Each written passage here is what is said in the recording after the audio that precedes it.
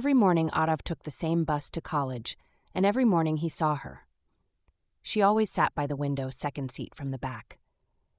White earphones in. But he noticed she rarely turned the pages. She just looked outside, like she was waiting for something the world hadn't given her yet. Aarav didn't know her name.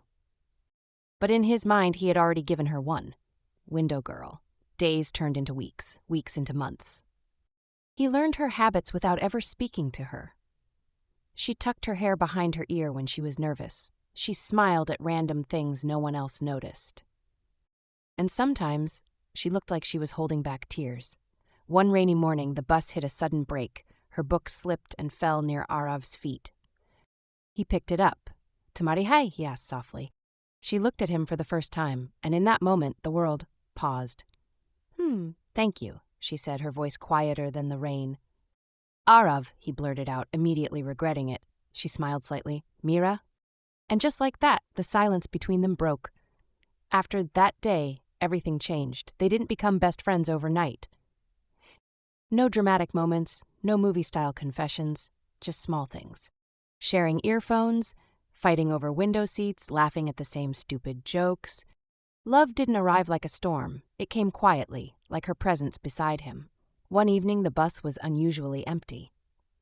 Meera looked out the window, her fingers tracing invisible patterns on the glass. "I might stop coming," she said suddenly.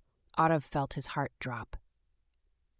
"Why? Papa got transferred. We're shifting next week." The words hit harder than he expected. "Oh," he said, trying to sound normal. Silence filled the space between them again, but this time it hurt. On her last day, Aarav reached early. He held something in his hand, a small notebook. When Meera arrived, she smiled like always, but her eyes gave her away. "I got something for you," Aarav said, handing it over. She opened it. Inside were pages filled with little things. The day you laughed for no reason. The time you cried but pretended it was just dust. The way you look at the world like it owes you answers. Her eyes welled up. "You noticed all this?" she whispered. Aarav smiled. "I noticed you." The bus stopped. Her stop. She stood up slowly. For a second, it felt like time was asking them something they were both too scared to answer. "Will we meet again?" Aarav asked. Meera looked at him, tears slipping freely now. "Some people don't leave," she said softly. "They just become memories you live with." She stepped down. The bus drove away. And Aarav sat there, holding on to a love that never got a chance to begin, yet somehow meant everything. 3 years later, at a crowded bookstore, Aarav reached for a novel. So did someone else. Their hands touched. He looked up. "Still stealing my books?" She smiled. Aarav froze. "Meera?" She nodded.